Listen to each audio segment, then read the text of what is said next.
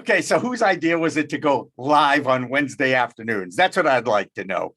Hi, everybody. Welcome to a very special edition of In the Weeds Live for Wednesday afternoon. I'm Jimmy Young from Pro Cannabis Media, and we are so happy to be joined by someone who we just cherish. That's part of our family here at Pro Cannabis Media. His name is Rick Thompson. He comes from Michigan, among other places.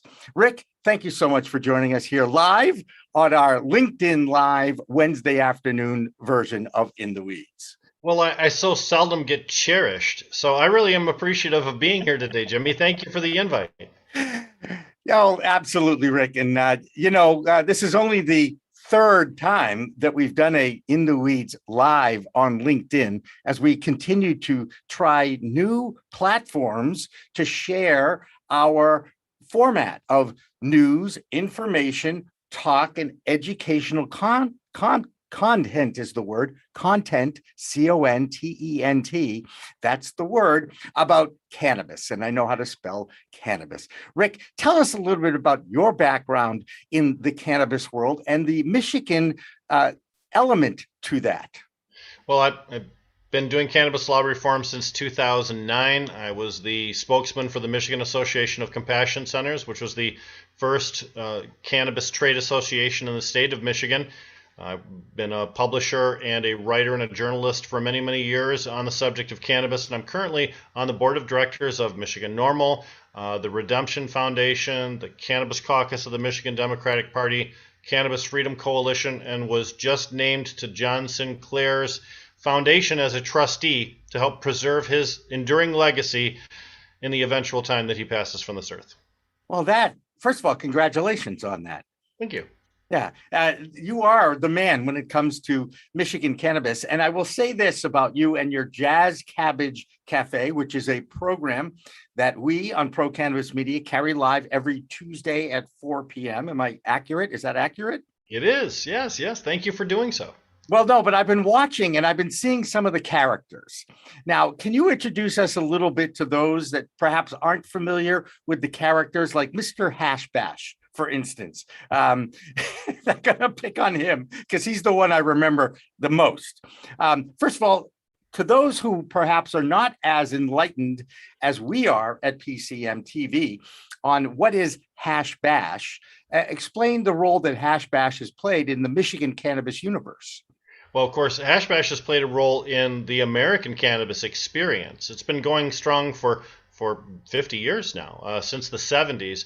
What we're talking about is a gathering annually on the campus of the University of Michigan, at the law library on the steps, where people openly smoke cannabis, talk about revolution and saving the world. And that's been going on consistently for decades and decades. Now, it was originally started in order to help a man named John Sinclair help get emancipated from prison. John Sinclair was arrested for given 10 years in jail for 2 joints way back in the late 60s. In fact, it was such a famous case, John Lennon of the Beatles sang a song about John Sinclair. They had a big rally in order to free him at the Chrysler Arena, which included Bob Seger and Stevie Wonder and Earth, Wind & Fire and John Lennon. So once John Sinclair was freed from jail, they moved the Hash Bash to its current location, and it's been going strong ever since, once a year, the first Saturday in April. And it is universally recognized across the United States as one of those events that's been durable, much like the Smoke-In in Boston. One of those things you can count on. There's a hemp festival in Madison, Wisconsin that's been going on forever. And then, of course, Seattle Hemp Fest, too. You can almost count on one hand the number of enduring cannabis celebrations that we have in America every year until 1996, when California started medical. Right. And it's so funny because for years, and you were talking about the Freedom Rally in the Boston Common, which has been going on, I believe now for a little over 30 years, and is coming back to the Boston Common this September 2021. But for years, as you know, it was an act of civil disobedience when you would partake in an event like Hash Bash or like the Freedom Rally, where you went with a whole bunch of people and you basically dared law enforcement to say, hey, what are you going to do? Arrest all 10,000 of us, 30,000 of us? you knew that wasn't going to happen. So you felt, strength in numbers. You felt like you could break the law openly and have an act of civil disobedience, if you will, to share your views on this plant, which was a medicine for thousands of years before the United States of America decided to prohibit it in 1937, which we can certainly get into the history of that if we need to, but we don't need to for this discussion.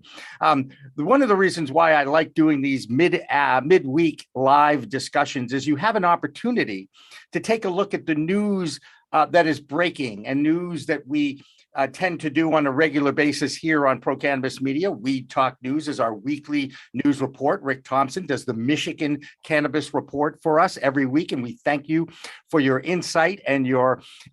Actually, we thank him for a lot of things, but the fact that you show up on time every week with something interesting to listen to is something we really appreciate. I just want to go out in public and say how much we appreciate your efforts and your contributions, Rick. I heard you're a desperate old man who has nothing else to do, so thanks for showing up on time. Okay, that's all right. I'll accept that. No problem. All, I'm older than you, so you don't get to call me that. All right. Oh, we're having fun today, but yes, we are. And when it's funny because we have never really done this, right? We've always had business discussions and meetings, but we've never really had a chance to chit chat as if we were guests on each other's shows. And I want to go back to Mr. Hashbash for a second.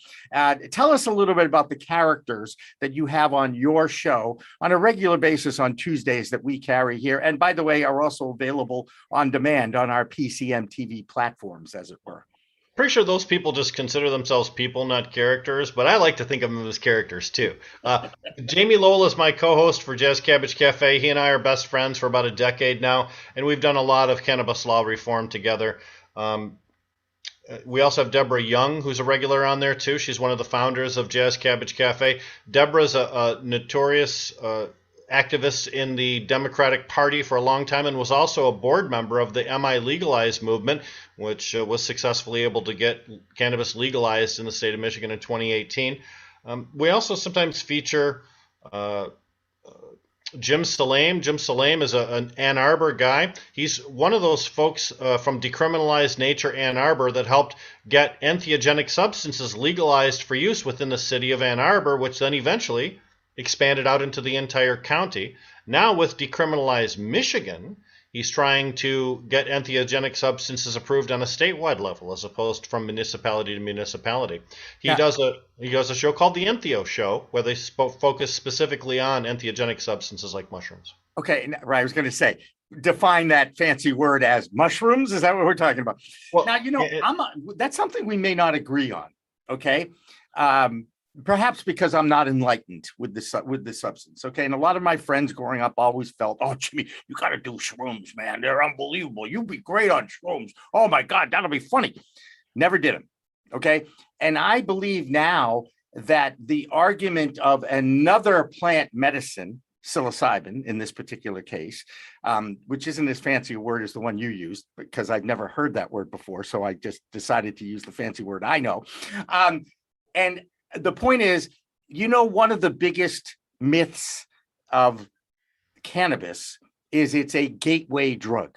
And I've always resisted that. And I've never liked that because I've always felt like, shouldn't the advocacy just be for one plant medicine at a time, as opposed to, feeding that gateway theory? Oh, sure. Next thing you're going to want to do is heroin and LSD. And I'm like, no, and no. That being said, you don't see that. You think plant medicines should all be in one?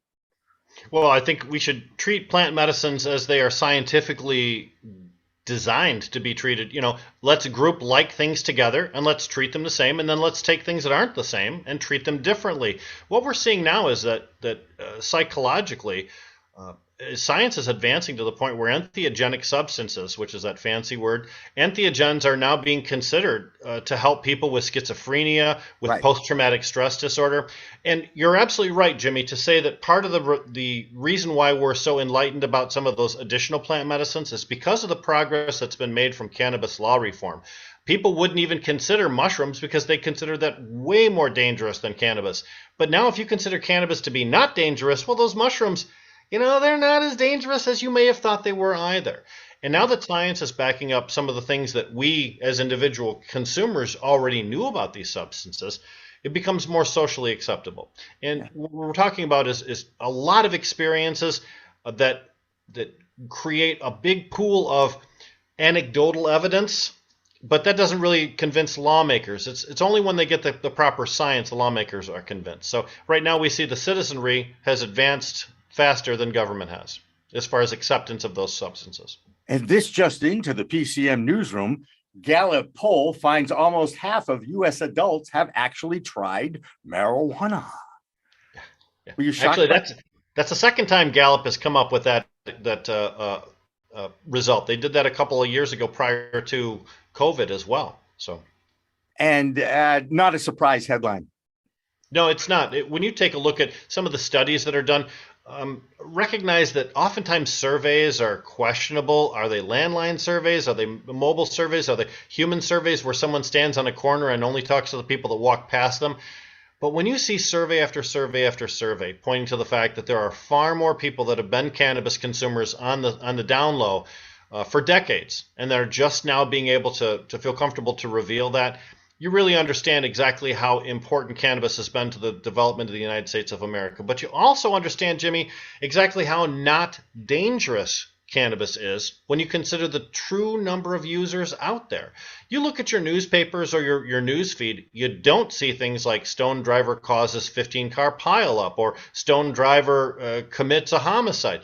You don't. And with millions and millions and millions of Americans using cannabis every single day and no evidence of any negative health consequences, I think it's time that we stopped treating cannabis like a Schedule I drug and started treating it like the health supplement it really is. Yeah. Well, that's one of the theories and one of the reasons why I started Pro Cannabis Media in the first place. And then, of course, you and I connected, and the rest is history, as they say.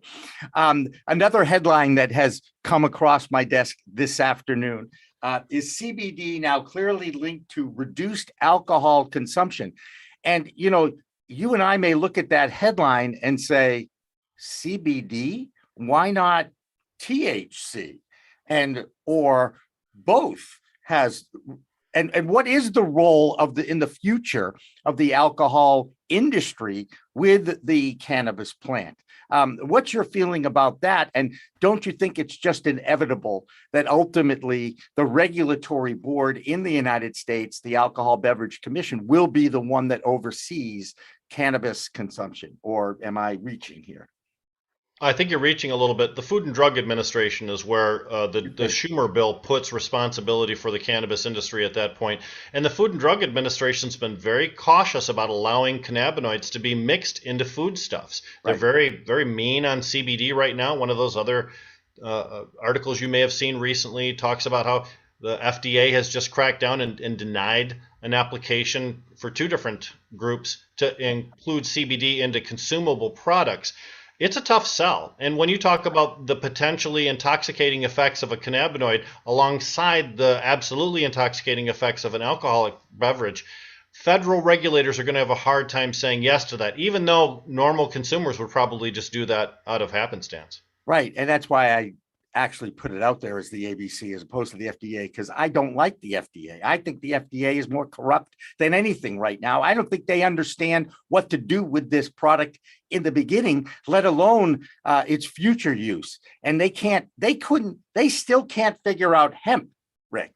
Right? Hemp in 2018 with the Farm Bill was supposedly legal, but of course they didn't decide to talk to the FDA first about exactly what does that legal mean? What does that word mean in that universe of law that you are so well versed in, if you will? It's a very gray area right now, and it's still being discussed. And as you mentioned, Charlotte's Web, perhaps the most recognized CBD component that has perhaps the greatest depth of stories of benefits, denied as being part of a dietary supplement by the FDA as early as last week. That was the lead story, by the way, on We Talk News. I just want to throw that out there. So I guess my point is, you still maintain it's going to be FDA controlled because of what Schumer's bill is, which, by the way, which part of that bill is actually going to survive at all, if any of it? what we're seeing now is there's still a culture, a regulatory culture of no when it comes to anything related to the cannabis sativa plant. That includes hemp, which is an unfortunate bystander that's just been damaged by this entire conversation. Hemp should be fueling our automobiles. We should be allowing other nations to plant hemp, and we should be helping indigenous people across the planet plant hemp in order to create food, fuel, and fiber for their own personal use. It's a freedom plant, and it's something that could literally save lives. But instead, we're stuck here in the United States of America in an FDA quagmire, a morass, shall we speak. And at the same time, other nations are streamlining their programs, and they're getting an edge on us in an international market where this is just a commodity to them. They don't recognize the harm or danger that America seems to want to attach to these products, and they're ready to move into the new economy, the new cannabis-based economy.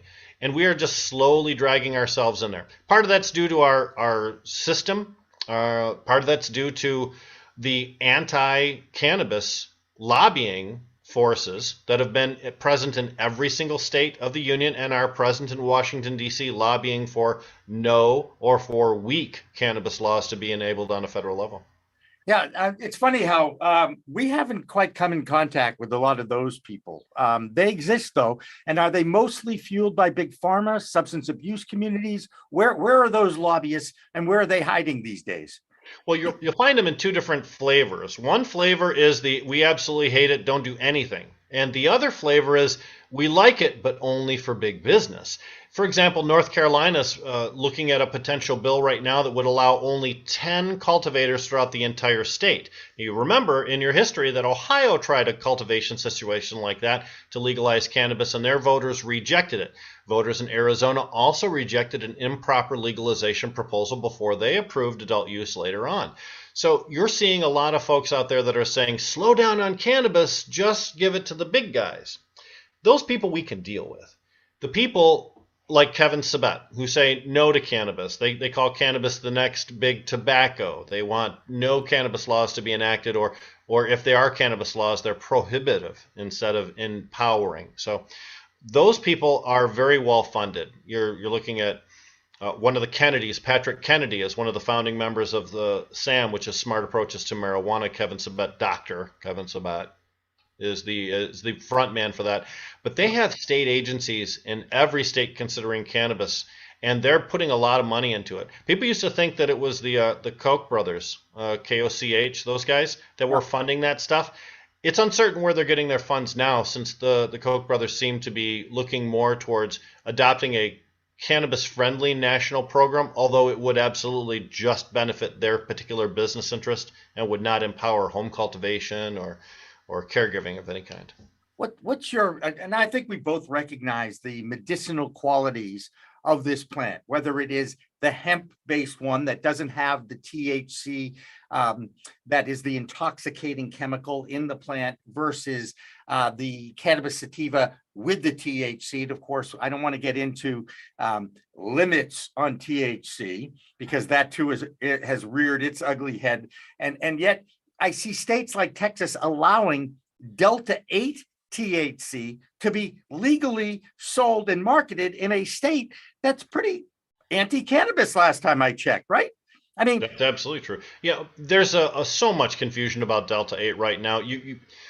It's difficult to understand where a lot of places are drawing their information from. Here in Michigan, we just passed a law signed by the governor that allows Delta 8 to be regulated like regular THC products does. But in other states like Texas, who's not a friend of the THC molecule, they're embracing Delta 8.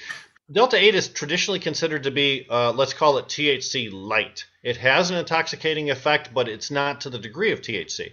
So where's their moral compass in Texas? What are they doing? Are they saying no to sick kids that could benefit from a Charlotte's Web type of a RSO? Or are they saying yes to people who just want to dabble recreationally in a Delta 8? That's a mixed message there. Yeah. Have you ever tried the Delta 8 oil? I have, actually. I've tried Delta 8 in several different inhaled forms too. We do vapor cartridges here in the state before that got regulated and they shut that down.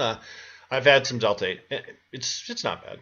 No, however you describe what bad is. That being said, you get buzzed off Delta-8 oil. You get an intoxicating high off a legally produced product in a lab, right? I mean, it's fake THC when you get right down to it. It's not Delta-9, which is derived from the actual plant, correct?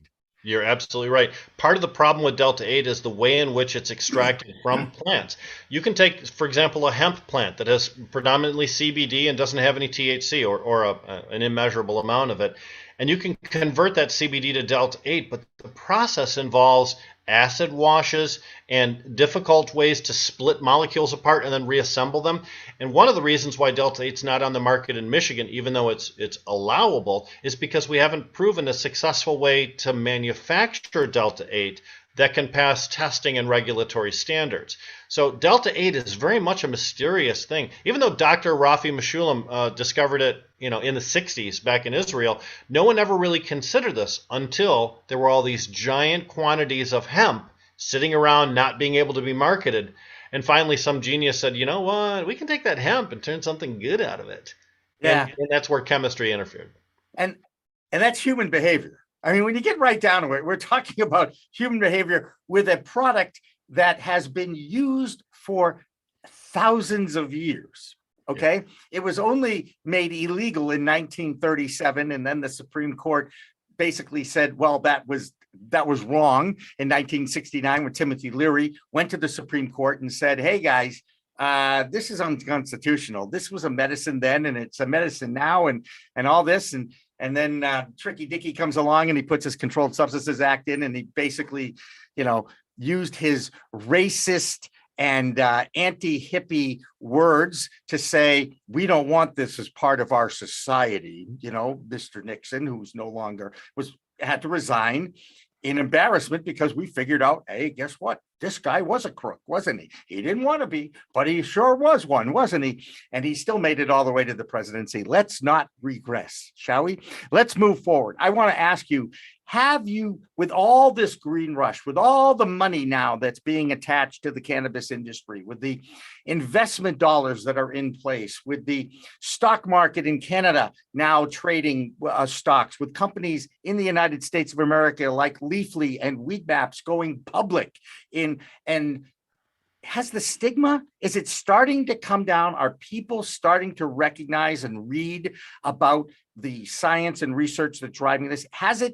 Are we starting to get some acceptance? I mean, I did see 3 U.S. senators actually preach the legalization of cannabis a few weeks ago. I did see that, didn't I? You did. And I think we are normalizing cannabis use, but this is another example of where the citizenry is ahead of government. We have people that are willing to accept cannabis in their communities, but their local municipality won't allow them to have cannabis businesses there. Right. So what we're seeing is a mind shift on the part of individual consumers, but not necessarily on the part of decision makers. And I find that to be true almost any state that we take a look at. Here in Michigan, out of, I think, 1,700 municipalities, only about 107 have said yes to cannabis businesses so far. So even in a state where we're doing $171 million a month in cannabis sales, which we did in July, we still only have a handful of places that say okay. So yes, but also no on that gradually improving acceptance. Yeah, nothing's happening fast, that's for sure. And I don't know if that's a good thing or a bad thing. I just hope that eventually that we make some progress. I mean, I'm big on, needless to say, giving an opportunity for businesses and those who've been most impacted by the failed war on drugs to get into this industry one way or another. Whether we expunge the records of those who've been incarcerated with cannabis possession crimes. You mentioned John Sinclair with a couple of joints in the 60s or 70s. There are people that were still getting busted and being put in jail 2 or 3, 4 years ago for possession crimes, even less than that. And they're still going to jail. Prosecutors don't want to prosecute cannabis possession crimes anymore. They just don't. It's a waste of their time. And I think if anything that has evolved, that has been positive by the movement, that has been a good thing. Okay, we recognize that we've made mistakes. We're looking for a way to make up for it. However, the almighty dollar is involved here, Rick. Can the companies that have started this business in the United States, can they create ways to come up with a compromise that allows everybody to get a shot at getting into this business? Or is the almighty dollar always going to be the one thing that dictates policy moving forward in a capitalist society? How's that question? One of the real concerns about the Schumer bill is the allowance for interstate transport and the federal forbiddance of states to prevent out-of-state cannabis from coming into their borders. Remember that there are 50 states, and not all 50 states have said yes to medical marijuana, let alone yes to recreational or adult use marijuana. When you have the federal government saying you don't get to say no to cannabis, you have a lot of people hating the federal government. And the real concern in my mind is that here in Michigan, we have a very open licensing policy. We have hundreds of people that have achieved some degree of wealth from licensing, either a cultivation center, a retail center, distribution, delivery service, testing labs.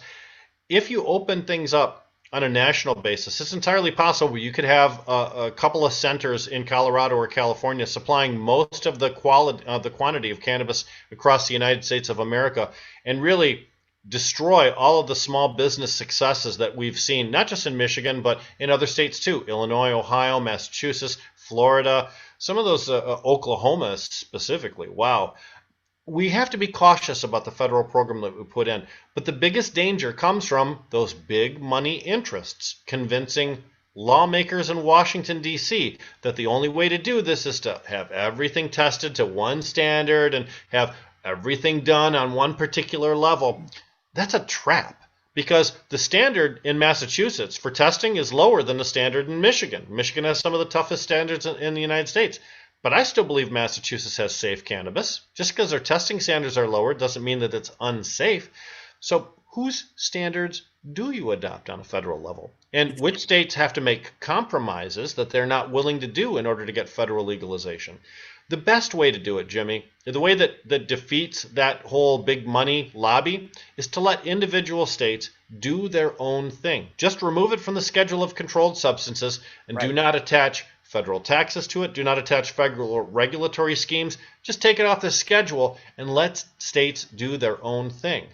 The likelihood of that, maybe not so hot, because guys like the National Cannabis Industry Association, Marijuana Policy Project, they are absolutely looking to defend the interest of their money interests, which are the big dollar guys. So you have to worry about the way laws are crafted and to determine whether or not they're going to be laws that are good for the people or good for business.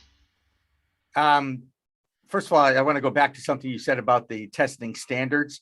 And I believe you took a shot at my friends in Massachusetts. I did not. Yes, you did. You said that Massachusetts prides itself on they have more testing for pesticides than any other state.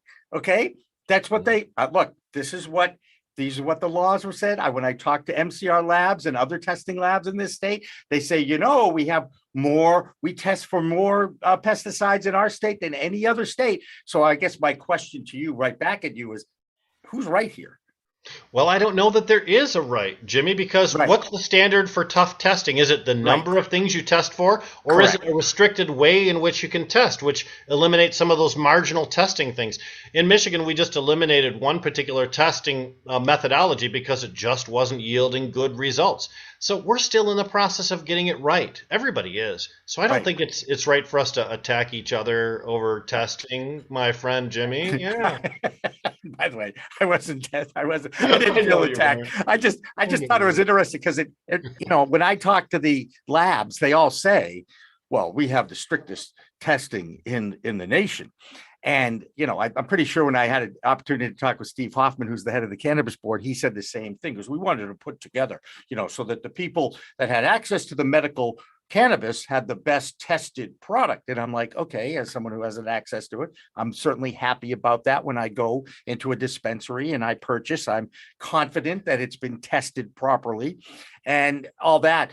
But you're right though, Rick, because there isn't standardized testing. It's like it's like education. Standardized education testing doesn't exist when you go to state anyway, because everybody's state standards are different, right? Well, that's the same philosophy about a national minimum wage. $11 an hour in California means a lot something different than $11 an hour in West Virginia. So you have to allow each individual state to adopt a comfort level with their laws, to craft laws which work for their individual people and their individual circumstance too. So just blindly saying I don't care what you say, Colorado, Oregon, or Tennessee, you're going to do it our way, and that's the way the DEA say.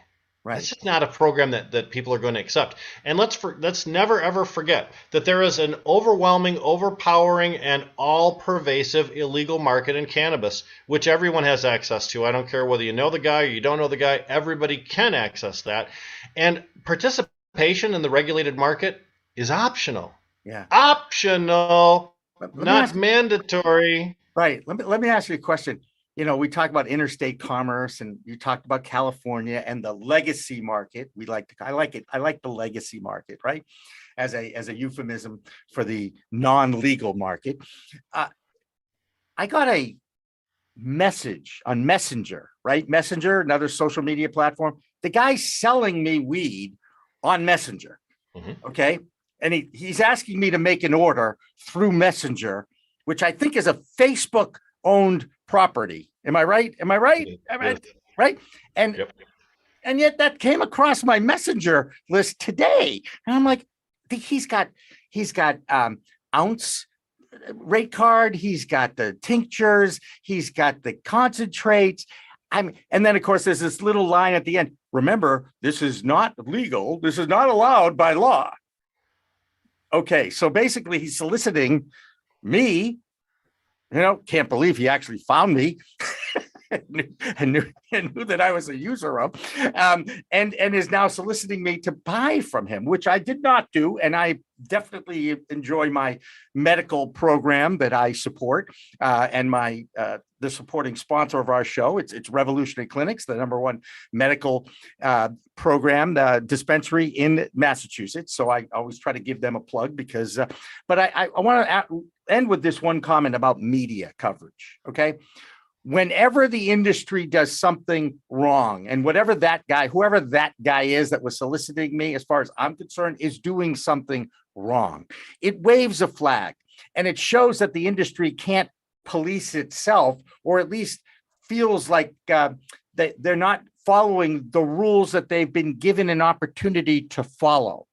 Are we really going to think that even if we deschedule this and we regulate it at the federal level, we know that the legacy market will always exist because they're always going to want to undercut the legal entity that is out there?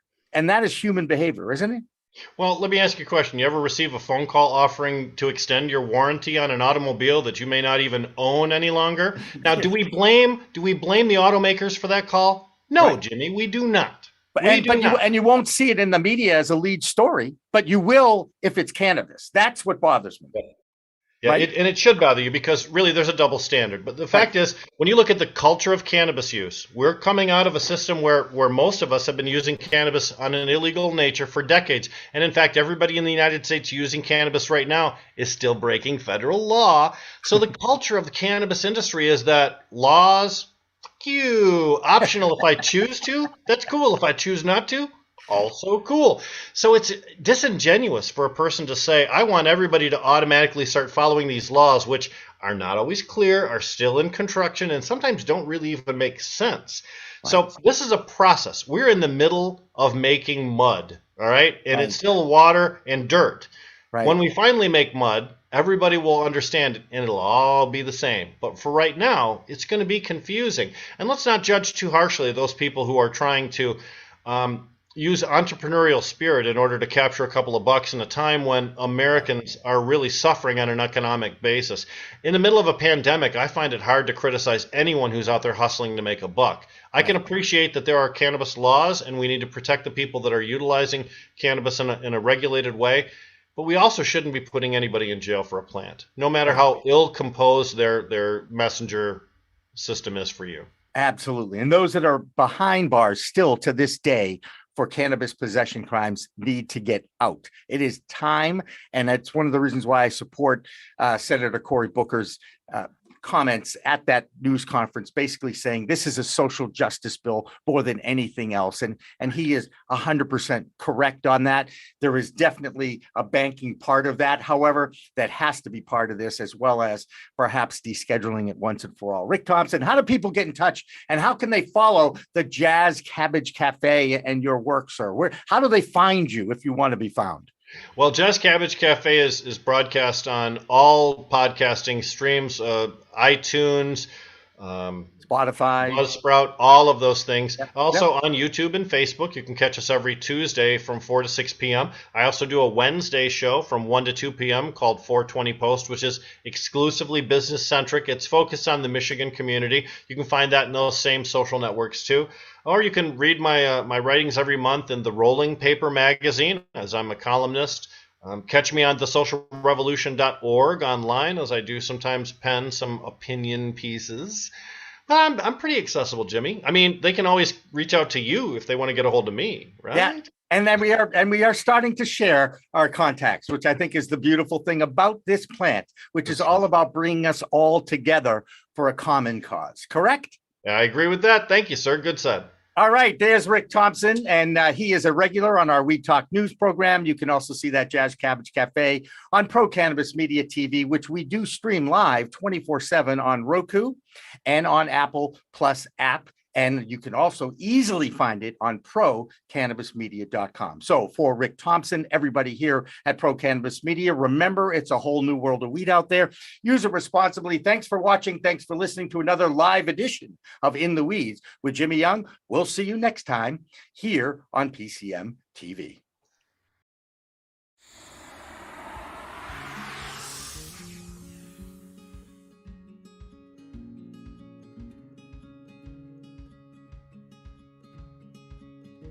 So I think there's one very important difference between me and most of my team members and other cannabis accounting firms, especially outsourced cannabis accounting firms. With a lot of the other firms, you're going to find bookkeepers or folks that were accountants for their entire career, but they were junior accountants. I've spent most of my career alongside CFOs at public companies with thousands of employees, public companies. So much of my career wasn't spent in the debits and credits. It was spent with the CFO, CEO, COO of large public companies, working on strategy, working on planning and big initiatives, working on projects such as mergers and integrations. So that high level experience, along with being able to do the debits and credits and having members of my team that also have fairly senior experience, and also members of the team that are junior and can do the bookkeeping at a little bit lower cost than some of the people with the experience, gives our clients a much broader depth of experience than a lot of the other firms where you're hiring someone that is just a bookkeeper and can't help with the strategy side of it, or someone that's been an executive for a long time and can only help with the strategy but can't help with the hands-on.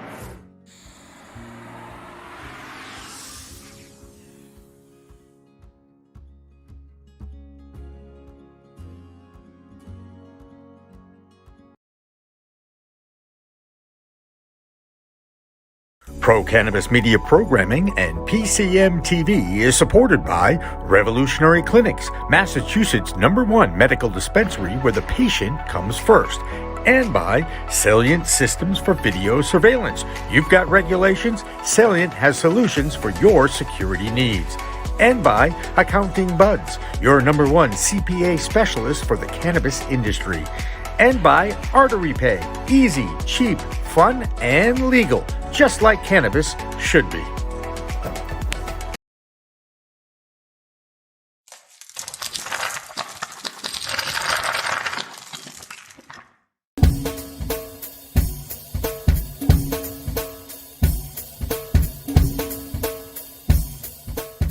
Difference is building a solution for that individual.